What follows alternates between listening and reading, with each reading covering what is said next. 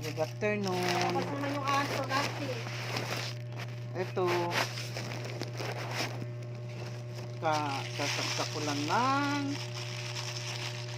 ng Naman yung aso nasa labas. insulin. Paano mo pinasok ko yun? Insulin. Bakit? Sinong kasama sa labas? Sa labas. Ay, naku! Nambabato yun! Yung bahay. Bahay ng kapitbahay ko, binato. Nagalit yung Pagkas pumupunta doon kay Judge. Mamaya batuhin yung kotse ni Judge. Naku, Diyos mio.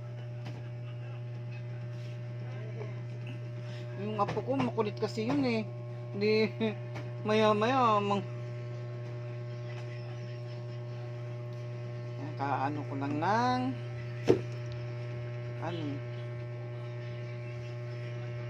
may kakain ako. Anong bibilhin? Nasa na yun? Humingi ka kay papa mo, itong bayad ko sa'yo, oh. Wala akong pera na.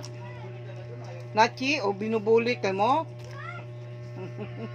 Binubuli na raw. Nachi! Nachi! Nachi! Ay, naku, Nachi na naman. Please lang. Ano ba yun? Bigyan ito. Hingi ka kay Papa Lolo mo ng pambili na... ito naman ka. Pili na naman ako. Ano ba yan? Ng beef. May hari na tayo dyan. Meron. Pwede po maghintay. Sige na. Basta hingi ka kay Papa mo. Kasi yung anak ko magluluto daw siya ng... Ano nga yun? Nakalimutan ko. Ano nga yung lulutuin mo? Carbonara.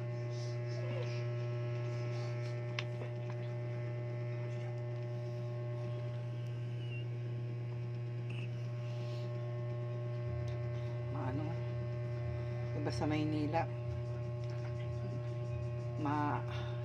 Masikip yung dinadaanan mo, hindi katulad sa Bulacan. Pag sarili mong bahay, lahat maluwag, labahan, lutuan, hindi kayo nagsasalubungan. Ay naku. Ay, ikaw nabungusan. Lagay mo sa labas mo yan. Labas mo yan. Naligo na ba yung apo mo, ma? Oo, pinaliguan ko na yan. Pinaliguan ko, Diyos ko. Ang daming libag. Uuwi na yan bukas. Ayun, sabi ni mama niya, bukas na daw, ihatid. Yan lang, kawawa naman. Ha? Sige na. Mga ka-friendship. Bye-bye.